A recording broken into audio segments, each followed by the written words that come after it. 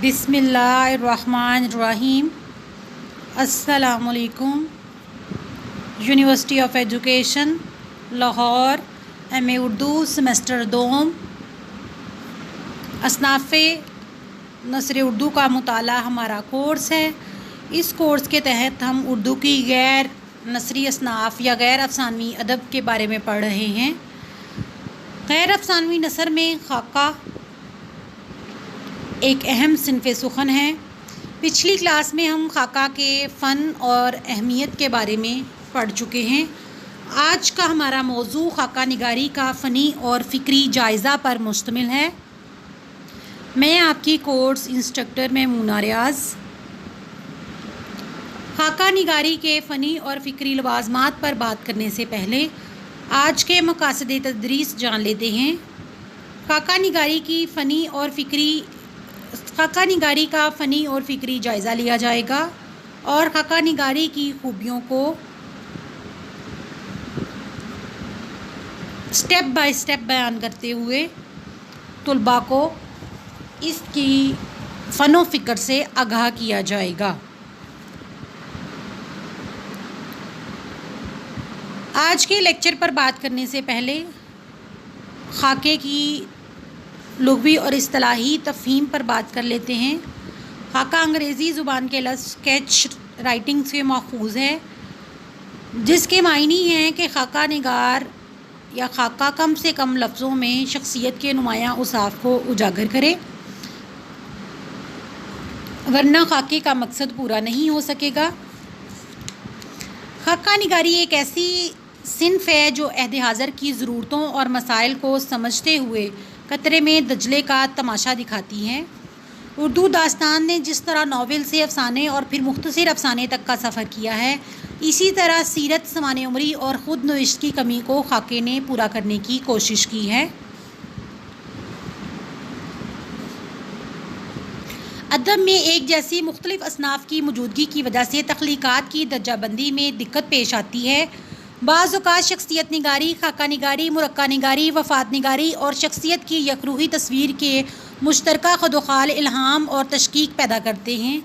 اس لیے اس نوع کی تحریروں میں سے خاکہ نگاری کو دریافت کرنا آسان کام نہیں۔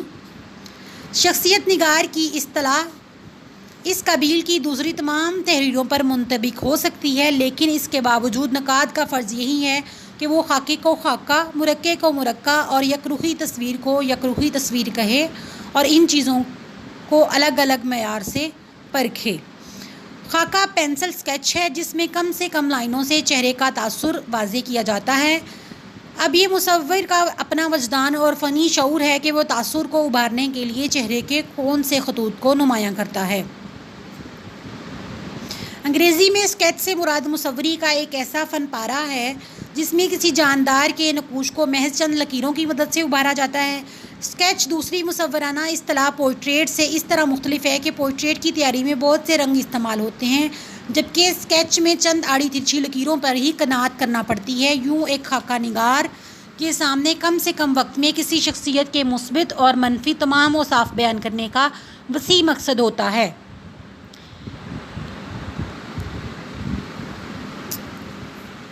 خاکہ نگاری کا فن۔ خاکہ نگار کو کم سے کم الفاظ میں شخصیت کے نمایاں اوصاف اجاگر کرنا ہوتے ہیں۔ یہ کام ایک خاص سلیقے اور دقت نظر کا طالب ہے۔ خاکہ نگار ایسے واقعات کا انتخاب کرتا ہے جن کے آئینے میں پوری شخصیت کا عکس نظر آئے۔ غیر ضروری واقعات خاکے کے فن کو مجروح کرتے ہیں۔ فکری حوالے خاکے کا موضوع بنائی جانے والی شخصیت کے روشن اور تاریک دونوں پہلوؤں کو سامنے رکھنا ہوتا ہے۔ خاکہ نگار چند صفحوں پر متعلقہ شخصیت کی ایسی تصویر کھینچتا ہے کہ وہ زندگی کے اچھے برے تمام پہلوؤں سے چلتی پھرتی ہوئی قاری کے سامنے آ جاتی ہے۔ اس کے حالات زندگی کو دیکھ کر قاری کو بھی درون ذات جھانکنے اور تحلیل نفسی کا موقع ملتا ہے۔ خاکہ نگار کو کم سے کم الفاظ میں شخصیت کے نمایاں اوصاف اجاگر کرنا ہوتے ہیں۔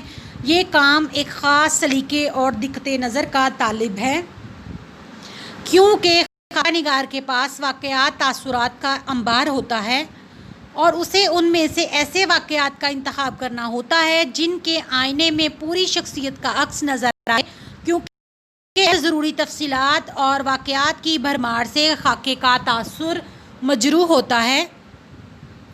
خاکہ نگار کے لیے ضروری ہے کہ وہ موضوع بنائی جانے والی شخصیت کے روشن اور تاریک دونوں پہلوؤں کو سامنے رکھے۔ ایک انسان انبیاء کے علاوہ نہ تو نیکیوں کا مرکہ ہے اور کہ اسے روشنی کا مینار قرار دیا جا سکے، اور نہ ہی خامیوں کا مجموعہ ہے کہ انسانیت کے معیار پر پورا ہی نہ اتر سکے، بلکہ انسانی زندگی میں اچھائیاں اور برائیاں ایک خاص تناسب سے موجود ہوتی ہیں۔ ایک خاکہ نگار کو خیال میں رکھنا چاہیے کہ اس نے متعلقہ شخصیت کی ذات سے خاص مقدار میں لال و گہر چننے اور سنگریزوں سے بھی کام لینا ہے۔ اسی طریقے پر عمل کر کے ہی محدود اسی جگہ پر خوبصورت عمارت تعمیر ہو سکتی ہے۔ خاکہ یکرخا نہیں ہونا چاہیے، اس میں توازن اس لیے ضروری ہے کہ صرف اچھائیاں بیان کرنے سے خاکہ خاکہ نہیں رہتا بلکہ قصیدہ بن جاتا ہے، اور محض شخصیت کی کجرویوں کے ذکر سے اس کا شمار اچھے خاصے مذمت نامے میں ہونے لگتا ہے۔ خاکہ نگار کے لیے ضروری ہے کہ موضوع بنائی جانے والی شخصیت سے معروب ہوئے بغیر اس کی شخصیت کے نقوش ترتیب دے۔ وہ چونکہ متعلقہ شخصیت سے بہت قریب کا حامل ہوتا ہے، اس لیے واقعات یا ملاقاتوں کے تذکرے کے دوران اپنی نمود و نمائش کی بجائے موضوعی شخصیت کو مرکزی مقام دے۔ خاکہ نگار کو چاہیے کہ جزیات نگاری کے ضمن میں اس شخصیت کی وضاقتہ، بول چال، نشست و برخاست، چال ڈال پر ہی نظر نہ رکھے بلکہ اس کے کردار میں موجود رتب و یابس کو بھی موضوع بنائے۔ یہی وجہ ہے کہ دور جدید کے بیشتر خاکہ نگاروں نے حلیہ نگاری کو زیادہ اہمیت نہیں دی اور ساری توجہ کردار نگاری کی طرف مبذول رکھی ہے، لیکن کہا جا سکتا ہے کہ حلیہ نگاری خاکہ نگاری کا لازمی جز نہیں ہے۔ یوں بھی ظاہری شکل و شباہت کردار کو سمجھنے میں زیادہ معاون نہیں ہوتی، معصوم صورتیں بھی گھنونی سیرتوں کی مالک ہوتی ہیں۔ چنانچہ چہرہ شناسی کا علم بھی بعض اوقات گمراہ کن نتائج سامنے لاتا ہے۔ اس لیے خاکہ مصوری کی اصطلاح اسکیچ کا مترادف ہوتے ہوئے بھی مصوری سے علیحدہ ہو جاتا ہے کہ مصوری میں شخصیت کی ظاہری شبیہ کو ابھارا جاتا ہے، جبکہ خاکہ میں باطنی کردار اجاگر کرنے کی کوشش کی جاتی ہے۔ خاکہ نگاری کا فن دور جدید کے بیشتر نقادوں نے خاکہ نگاری کو زیادہ اہمیت دی ہے، جبکہ حلیہ نگاری کو اہمیت نہیں دی۔ اردو ادب میں بھی پرانے خاکے یا پرانے خاکوں کے ابتدائی نقوش تاریخ کی کتابوں میں ابھرتے ہیں۔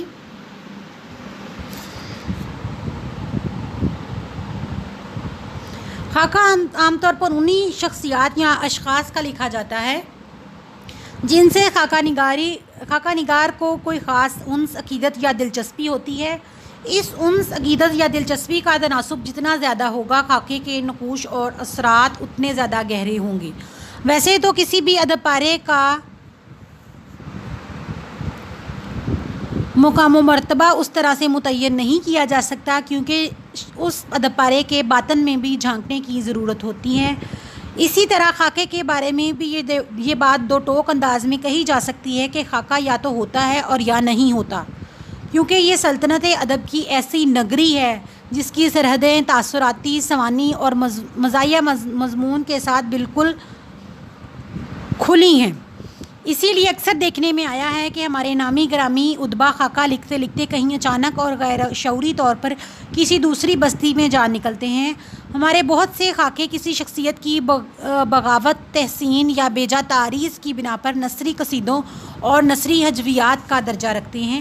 ڈاکٹر احسن فاروقی نے اسی لیے خاکے کو ایک ایسی صراط مستقیم قرار دیا ہے جو بال سے زیادہ باریک اور تلوار سے زیادہ تیز ہے، جبکہ ممتاز مفتی کے نزدیک اس فن میں طوفان چلنے کے لیے بےتاب ہوتا ہے، لیکن اظہار کے راستے اکثر مسدود ہوتے ہیں۔ ایسا اس لیے ہے کہ سوانح نگاری میں کسی شخصیت کی ظاہری واقعات اور کارکردگی کے بیان سے بھی کام چل جاتا ہے جبکہ خاکہ نگاری میں کسی شخص یا شخصیت کی نفسیات بینی اور باطن شناسی بھی ضروری قرار پاتی ہے۔ یہ مردم آشنائی سے زیادہ مردم شناسائی یا شناسی کا متقاضی ہوتا ہے۔ بعض لوگوں نے خاکے کو شخصیت کی کھدائی کا کام بھی قرار دیا ہے کہ اس میں عام طور پر کسی شخصیت کے باطن کی تہوں میں پڑے ہوئے ہیرے جوہرات یا پتھر نہایت مہارت اور سلیقے سے برآمد کر لیے جاتے ہیں۔ یہی وجہ ہے کہ شمیم حنفی خاکہ کے بارے میں کہتے ہیں، کامیاب خاکہ نگار وہ ہے جس کے آستین میں روشنی کا سیلاب چھپا ہوا ہو۔ کامیاب خاکہ نگار وہ ہے جس کی آستین میں روشنی کا سیلاب چھپا ہوا ہو اور جو واقعات کی اوپری پرت کے نیچے معمولات کے ہجوم میں کھوئی ہوئی ایسی حقیقتوں کو بھی اپنی گرفت میں لے سکے جب تک عام لکھنے والوں کی نگاہ وہاں تک رسائی حاصل نہ کر سکے۔ اسی لیے ہر اچھا خاکہ ایک دریافت ہوتا ہے، کسی کہانی یا شعر کی طرح۔ ہم اس کے واسطے سے زندگی کی کسی عام سچائی تک پہنچنے کے بعد بھی یہ محسوس کرتے ہیں کہ اس سچائی کو ہم نے آج ایک نئے زاویے سے دیکھا اور یہ معنی کی ایک نئی جہت ہم پر روشن ہوئی ہے۔ خاکے میں ایک مشکل یہ بھی پیش آتی ہے کہ اس میں بہت تفصیل میں جانے کی گنجائش نہیں ہوتی، بلکہ خاکہ نگار کو اشعاروں کنایوں میں بڑے سے بڑے مفہوم ادا کر دینے کے فن پر قدرت حاصل ہونی چاہیے۔ خاکہ نگار کو ایسے ماہر مصور اور ایسے ماہر نفسیات دان کی طرح ہونا چاہیے جس سے اس بات کا بخوبی اندازہ ہوتا ہے کہ پیش نظر شخصیت کے چہرے کے کون سے نقوش یا تاثرات ہیں جن کو واضح کرنے سے پوری شخصیت کا مجموعی تاثر ناظر کے سامنے آ جائے گا۔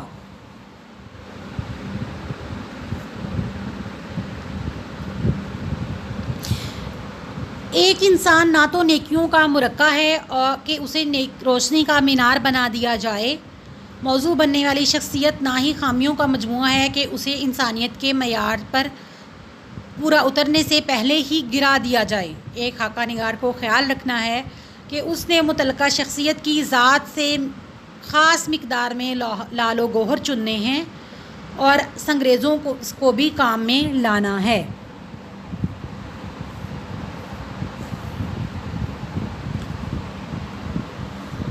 گویا خاکہ نگار کا راستہ ایک ذہین مصور کا راستہ ہے۔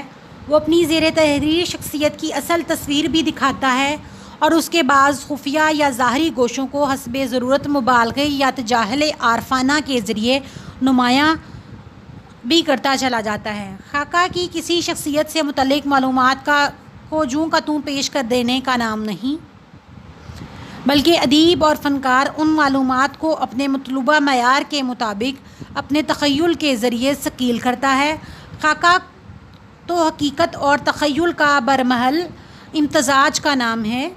ڈاکٹر انور سدید خاکہ کے بارے میں کہتے ہیں، خاکہ نگاری ایک ایسی صنف ادب ہے جس کا خام مواد کسی دوسری شخصیت کے داخلی اور خارجی مطالعہ سے حاصل کیا جاتا ہے، لیکن عمدہ خاکہ نگار اس مواد کو منوعاً پیش نہیں کرتا بلکہ زندگی اور شخصیت کے مختلف واقعات کو مشاہدہ کے تاثر اور تجربے کے عمل سے گزارنا پڑتا ہے، اور یہی وہ مرحلہ ہے جہاں مصنف کے تخلیقی جوہر سے مس خام یا کندن بن جاتا ہے یا راکھ۔ خاکہ نگار کی اپنے کرداروں سے ہمدردی بھی خاکے کی بنیادی شرائط میں سے ہیں، بلکہ اس کی ایک اہم شرط یہ بھی ہے کہ خاکہ نگار اس کی زیر تحریر شخصیت سے رشتہ یا تعلق بھی اس خاکے میں واضح ہو جائے۔ آیا وہ اپنے سے کسی بڑے شخص سے متعلقہ رقم تراز ہے، کسی چھوٹے کا خاکہ لکھ رہا ہے یا کسی ہم عمر کے بارے میں قلم آزمائی کر رہا ہے، اور پھر اس کی شخصیت سے اس کا تعلق عقیدت کا ہے، محبت کا ہے یا بے تکلفی کا ہے۔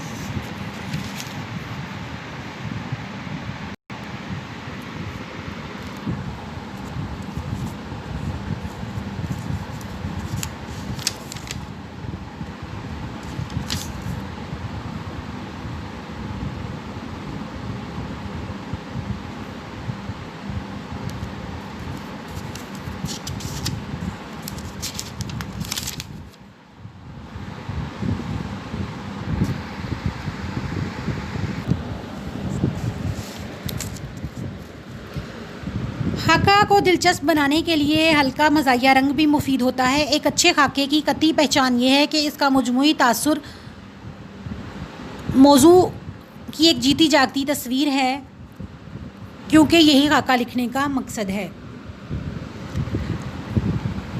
خاکہ نگاری لفظوں کی مصوری ہے۔ جس طرح تصویر سے مناسبت نہ رکھنے والا اسے موقلم سے بنانے کی قدرت نہیں رکھتا، اسی طرح ہر صاحب قلم کے لیے خاکہ نگار ہونا آسان نہیں۔ اس کے لیے کئی بنیادی شرطیں ہیں، مثلاً تیز رس اور تہبین ہونا ضروری ہے۔ جس شخص کا خاکہ لکھنا ہو اس کی کمزوریوں اور شہزوریوں کو ہمدردی اور انصاف سے دیکھ سکے، اسلوب میں اتنی لچک ہو کہ کمزوریوں کا بیان کرتے وقت لب و لہجہ حجب گوئی کا نہ ہو جائے اور خوبیاں گناتے ہوئے مصاحب معلوم نہ ہو۔ حادثہ مزاح بھی بیدار ہونا ضروری ہے، ورنہ جو باتیں بظاہر معمولی نظر آتی ہیں، حصے مزاح میں ان سے لطف و انبساط کا پہلو تلاش نہیں کر سکے گا۔ پھر علم مجلسی بھی ہوتا ہے کہ وہ مختلف مدارج اور سطحی ذہن کی شخصیات سے گل مل سکے، ورنہ پیچیدہ لوگوں سے کھل کر نہیں مل سکتا۔ لکھنے والا اتنا معصوم نظر آئے کہ جیسے خیر و شر کی کچھ تمیز نہیں کر سکتا، یعنی نرم دم گفتگو گرم دم جستجو بھی ہو۔ ابھی کچھ اور شرائط باقی ہیں جو میں نے آپ لوگوں کو نہیں بتائی۔ آخری شرط جو ہے وہ شرافت سے عاری نہ ہو۔ یہ سب باتیں خدا داد ہیں، یعنی اکتساب سے نہیں آتی۔ پھر اتنی شرطوں کا ایک ذات میں جمع ہو جانا بھی مشکل ہے۔ ہم جس شخص کا خاکہ لکھ رہے ہیں یا مصنف جس شخص کا خاکہ لکھ رہا ہے اس میں کچھ بنیادی اوصاف کا پایا جانا ضروری ہے، مثلا اس کے کچھ کارنامے یا کرتوت ہوں، اپنی کمزوریوں کو آرٹ سمجھتا ہو،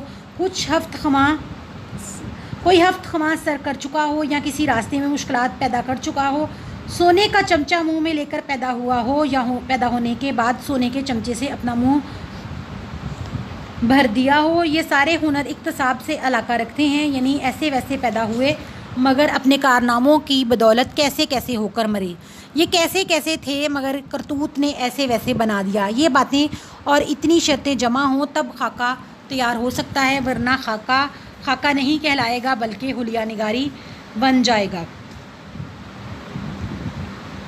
بعض لوگ مزاح کو بھی خاکے کا لازمہ سمجھتے ہیں، لیکن ہمارے بیشتر ناقدین اس نقطے پر متفق ہیں کہ مزاح خاکہ نگاری کی باقاعدہ حصہ نہیں، لیکن ایک خاکے میں سلیقے کے ساتھ مزاح کا تڑکا لگایا جا سکتا ہے تو عموماً اسے چار چاند لگانے میں باقیہ تمام حربوں کی نسبت زیادہ معاون ثابت ہو سکتا ہے۔ مزاح ویسے تو کسی بھی صنف ادب کا اٹوٹ انگ نہیں ہوتا، اسے کسی بھی صنف میں ذائقے کی خاطر شامل کیا جاتا ہے، لیکن اردو ادب کی تاریخ شاہد ہے کہ مضمون اور خاکے کی آب و ہوا اسے ہمیشہ راس آئی ہے، اور اس بات سے بھی انکار نہیں کیا جا سکتا کہ اردو خاکے کا تو بنیادی خمیر ہی مزاح کی سرزمین سے اٹھا ہے۔ اگلی کلاس میں ہم انشاءاللہ خاکے کی روایت کے بارے میں پڑھیں گے۔ درج ذیل کتابوں سے آپ خاکے کو مزید سمجھنے کے لیے رہنمائی حاصل کر سکتے ہیں۔ شکریہ، اللہ حافظ۔